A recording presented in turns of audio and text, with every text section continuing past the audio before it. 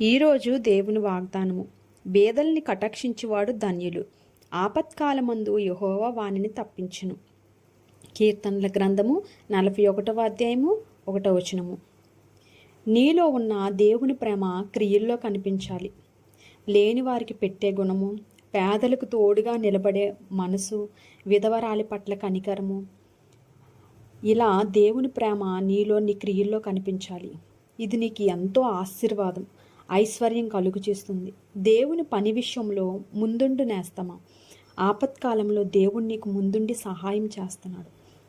నువ్వు ఏమి విత్తుతావో అదే పంట కోస్తావని దేవుని వాక్యం సెలవిస్తుంది కదా. నువ్వు ఏమైతే నీ క్రియల రూపంలో జరిగిస్తావో నీ విషయంలో కూడా దేవుడు అదే క్రియలు జరిగిస్తాడండి.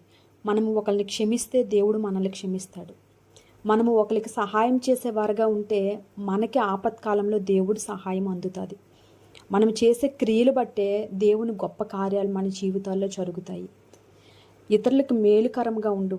వాళ్ళ దగ్గర నుండి నువ్వేమీ ఆశించొద్దు. నువ్వెప్పుడైతే ఇతరులకు మేలు చేస్తావో అప్పుడు దేవాతి దేవుని దగ్గర నుండి, పరలోకం నుండి నీకు ఆశీర్వాదాలు దేవుడు కలుగు చేస్తాడు. అటువంటి ధన్యత, అటువంటి కృప మనందరి జీవితంలో నెరవేరాలని దేవుడు ఈ కొద్ది మాటల్ని దీవించి ఆశీర్వదించునుగాక. ఆమేన్.